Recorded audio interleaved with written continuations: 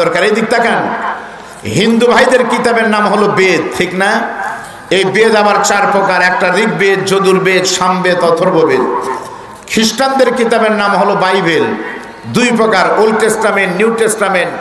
পৃথিবীতে সমস্ত ধর্মগ্রন্থ একরকম হতে পারে, কিন্তু আমাদের কিতাব কিন্তু গতানুগতিক ধর্মগ্রন্থ নয়।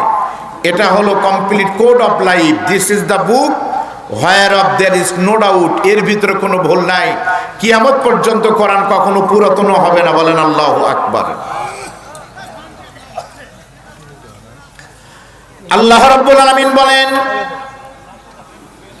قُلْ لَوْ كَانَ الْبَحْرُ مِدَادًا لِكَلِمَاتِ رَبِّي لَنَفِدَ الْبَحْرُ قَبْلَ أَن تَنفَدَ كَلِمَاتُ رَبِّي وَلَوْ جِئْنَا بِمِثْلِهِ مَدَدًا। ভাই, কোরআনের আয়াত শেষ হলে কি বলতে হয় বলেন? সাধারণপুরের মানুষদের কি এই আল্লাহ আকবার বলে দেওয়ার দরকার আছে? আমরা শুনেছি বিভিন্ন সময় এই আল্লাহ আকবার স্লোগান নাকি দলীয় রাজনৈতিক স্লোগান। আপনারা শোনেন নাই? বাংলাদেশের একজন পুলিশ অফিসার, হিন্দু ধর্মের পুলিশ অফিসার, ওনার নাম হলো দিলীপ, মানে বিপ্লব চন্দ্র বড়ুয়া। তিনি বলেছিলেন এই আল্লাহ আকবার স্লোগান হলো হেফাজত ইসলামের এবং জামাত ইসলামের। আমরা জানি এই স্লোগান কোনো দলীয় স্লোগান নয়। এই স্লোগান তাদের যারা মুসলমান। জোরে বলেন কথা ঠিক না ঠিক? আল্লাহ আকবার স্লোগানের জন্ম কবে হলো আপনারা জানেন? এই স্লোগান কিন্তু আমার নবীও দিয়েছেন অনেক বিপ্লবের সুখবরের সময়। নবী যখন ইসলামের প্রাথমিক যুগে নবুয়তি পেলেন, সেই সময় কোরআনের কথা বললেই নির্যাতন আসতো।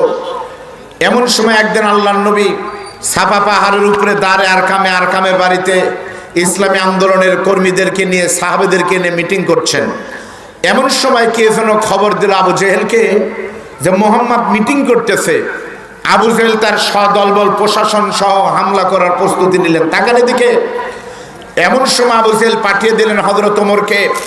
হযরত ওমর তরবারি নিয়ে আল্লাহর নবীকে মারার জন্য যখন আসতেছে, আল্লাহর নবী এই দৃশ্য দেখার পরে সাহাবীরা বললেন, নবীর চাচা আমির হামজা বলে, বাবা ওমর আসতেছে তোমাকে হত্যা করার জন্য।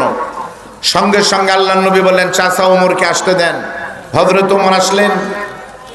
আল্লাহর নবী বিশ্ব নবী তখন হযরত ওমরের কাছে গিয়ে তার তরবারিতে হাত দিয়ে বলতেছে, ওমর, আল্লাহ কি তোমাকে হেদায়েত দিবে না? হযরত ওমর কখনো আল্লাহর নবীকে এত কাছাকাছি কখনো দেখেন নাই। নবীর চেহারা দেখে হযরত ওমর আর মারতে পারলেন না, থরথর করে কাঁপা শুরু করে বললেন, আল্লাহু আকবার। আমার নবীর চেহারা কত সুন্দর! আমরা এক সময় ভুল বক্তব্য দিয়েছি, নবী হলেন চাঁদের মতো সুন্দর। কথা কিন্তু সত্য না। আপনারা শামাইলে তিরমিজি পড়ে দেখেন, একটা বাব রয়েছে, বাবে মা জা ফি খলকি রাসূলিল্লাহি সাল্লাল্লাহু আলাইহি ওয়াসাল্লাম। সেখানে হযরত জাবের বলেন, একদিন মদিনাতে পূর্ণিমার চাঁদের রাতে আমার নবী হাঁটতেছে একটা চাদর গায়ে দিয়ে। আমি জাবের একবার নবীর দিকে তাকালাম, একবার চাঁদের দিকে তাকালাম। তাকিয়ে এক সময় দেখলাম ফালা হুয়া ইনদি আহসানু মিনাল কমার। আমার কাছে মনে হলো আকাশের পূর্ণিমার চাঁদের থেকে নবী আর অনেক সুন্দর। বলেন সুবহানাল্লাহ। আল্লাহর নবীর চেহারা দেখে হযরতে ওমর যখন ইসলাম গ্রহণ করলেন, ওমর বললেন, হুজুর, কোরআনের কথা হবে রাজপথে, বাহিরে ভিতরে কেন? আল্লাহর নবী বললেন, আবু ওমর, আমরা কথা বলতেছি আবু জেহেলের ভয়ে। আবু জেহেল আমাদেরকে আক্রমণ করবে, সাহাবীদেরকে। ওমর বলতেছে, রাসূলুল্লাহ, আবু জেহেলের কোনো পাওয়ার ছিল না, পাওয়ার ছিল আমি মানে হলো আবু জেহেলের প্রশাসন। প্রশাসনে যখন আপনার হয়ে গেছে, তখন আবু জেহেলের নেতার আর কোনো পাওয়ার।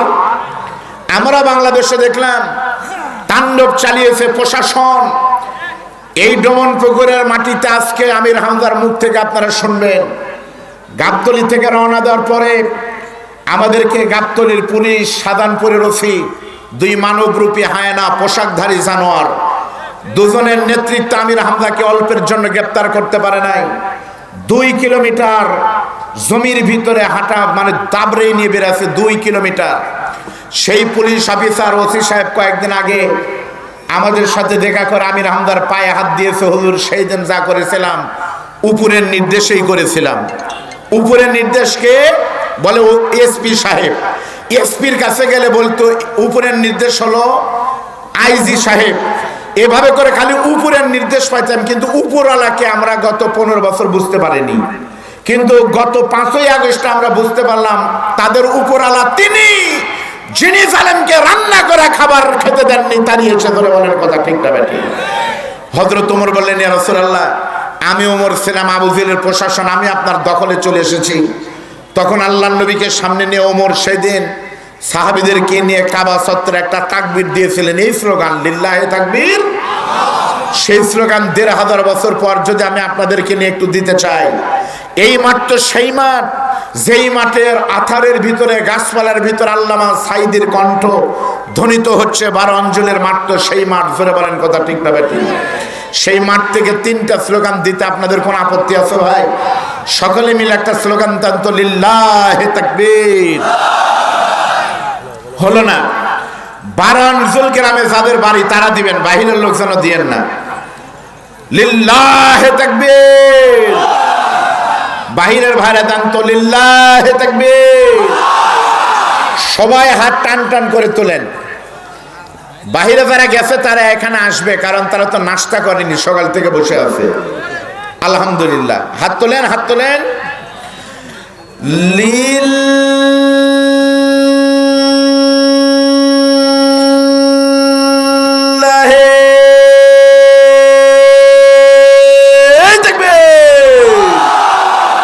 নারায়ে তাকবীর।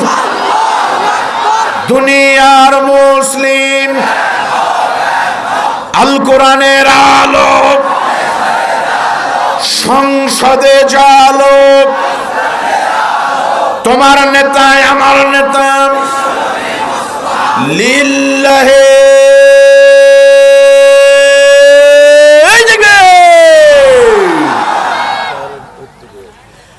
আল্লাহ রাব্বুল আলামিন বলেন, নবী বলুন, যদি আমার কথা লিখতে গিয়ে সাগরের পানি খালি হয়ে যায়, লিখতে লিখতে এক সময় সাগরের পানিগুলো শেষ হয়ে যাবে, অনুরূপ আরেকটা সাগরের পানিও যদি কালি হয়, সেই কালিও এক সময় শেষ হবে। তবু আল্লাহ পাকের কোরআনের কথা, আল্লাহর কথা কখনোই শেষ হবে না। বলেন সুবহানাল্লাহ। লা তুহসা আজাইবুহু ওয়ালা তুবলা গারাইবুহু। কোরআন কখনোই শেষ হবে না। বলেন সুবহানাল্লাহ। চলেন আমরা একটা ইসলামী সঙ্গীত 2 লাইন একটু গাবো। আপনাদের নিয়ে কি হবে? এই গান সেই গান না, কোরআনের গান একটু বলেন। সমাধান, একটু কানে আওয়াজ দেন তো, কানে। সমাধান চাও যদি জীবনে মরণে, ফিরে চাও খুঁজে নাও চোখ রাখো কোরআনে। সমাধান। গুনাহ হবে? বলেন, সমাধান চাও যদি জীবনে মরণে, ফিরে চাও খুঁজে নাও চোখ রাখো কোরআনে। এ বাণী সকলের নয়, শুধু মুমিনের, যারাই মেনে নিবে ফল পাবে কোরআনের। ঘরে বলো কিবা রাষ্ট্রে বলো, অশান্তি দূর করে শান্তি আনে। সমাধান, সমাধান চাও যদি জীবনে মরণে, ফিরে চাও খুঁজে নাও চোখ রাখো কোরআনে। জোরে বলেন মারহাবা। সেই কোরআন থেকে আমি আপনাদের সামনে পবিত্র কোরআনুল কারীমের 30 নম্বর পারা, আপনারা একটু মনোযোগ দেন ভাই। পবিত্র কোরআনুল কারীমের মোট পারা কয়টি? আলহামদুলিল্লাহ। আমি আপনাদের সামনে পড়েছি 30 নম্বর পারার প্রথম সূরা। সূরাতুন নাম হলো সূরাতুন নাবা মাক্কিয়া। এই নাবা সূরা থেকে মাত্র 2 থেকে 3টা আয়াতে কারিমা পড়ে এখান থেকে কথা বলার চেষ্টা করব। তবে বিশ্বাস করেন, আমরা প্রত্যেকদিন মাহফিল করি, আজকের এই স্টেজ, আজকের এই প্যান্ডেল কিন্তু অন্য দিনের মতো না। আজকে স্টেজে যারা অতিথি হিসেবে বসে রয়েছেন, এ কথা তাদের খুশি করার জন্য আমি বলতেছি না। আমি আব্দুল বারী রশিদী সারা জীবনও তাদের ছাত্র হওয়ার যোগ্যতা আমার হবে কিনা আমি যথেষ্ট সন্দেহের ভিতরে আছি। এ সকল বর্ষিয়ান আলেমে দিন, প্রজ্ঞাবান মুফাসসিরদের সামনে কিছু কথা বলবো, আল্লাহ যেন কবুল করেন। আমাকে একটু লাইনে উঠায় দেন, জবান খুলে একটু বলেন, আউযু বিল্লাহি মিনাশ শাইতানির রাজীম। বিসমিল্লাহির রাহমানির রহমানির রহিম আলম নাজআলিল আরদা মিহাদা ওয়াল জিবালা আওতাদা وخلقناكم أزواجا وجعلنا نومكم سباتا صدق الله العظيم। আমি আপনাদের সামনে পবিত্র নাবা থেকে মাত্র 3 থেকে 4টি আয়াত তেলাওয়াত করেছি। ভাইরা খেয়াল করেন, তাফসীর আকারে শুনতে হলে আপনাদের মনোযোগ দেওয়া দরকার। আমরা যে সূরা পড়লাম, সূরার নাম হলো নাবা। বলেন নাম কি? আরবিতে এই নাবা অর্থ হলো সংবাদ। সংবাদ কিন্তু আবার 2 রকম। একটা আরবিতে খবর মানে হলো সংবাদ। খবর মানে সংবাদ না। একজন আরেকজনকে বলতেছে বামুনিয়া দেখা হয়েছে, এবারে তোমার একটা খবর আছে। কি খবর? তার মানে আরবিতে খবর মানে হলো সংবাদ। আর নাবা সংবাদ অর্থ হলো একটু বড় সংবাদ।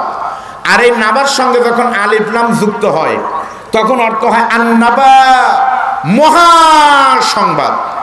একটা হলো খবর, যে কোনো সংবাদ। একটা হলো নাবা, মোটামুটি সংবাদ। আর একটা হলো আন-নাবা, বিরাট খবর। আল্লাহ এখানে আলিফ লাম দিয়ে বলতেছে তোমাদেরকে আমি যে খবরটা দিব এই খবরটা হলো বিরাট সংবাদ। জোরে বলেন আল্লাহু আকবার। আল্লাহ নিজে একটা বিরাট খবর দিচ্ছে। ও মুসলমান শোনেন, সেই খবরটা কি? এই খবরটা হলো এই সূরাতে আল্লাহ তাআলা পবিত্র কোরআনুল কারীমে কিয়ামতের কথা বলেছেন। আল্লাহর দৃষ্টিতে কিয়ামতের থেকে ভয়াবহ কোনো খবর কিন্তু আর নাই। জোরে বলেন কথা ঠিক না ঠিক? একটা হাদিস শোনেন, হযরত আবু হুরায়রা থেকে বর্ণিত, আল্লাহর নবীর প্রিয় সাহাবী, শ্বশুর আবার সাহাবী। আল্লাহর নবীর জান্নাতের 10 জন সাহাবীর ভিতরে প্রথম সাহাবীর নাম হলো আবু বকর, ঠিক না? আমরা কিন্তু জুমার দিনে পড়ি কালান নবী সাল্লাল্লাহু আলাইহি ওয়াসাল্লাম আরহামু উম্মতি বি উম্মতি আবু বকর ওয়া আশাদুহুম ফি আমরিল্লাহিল উমর ওয়া আসদাকুহুম হায়াআন উসমান ওয়া আকদাহুম আলী।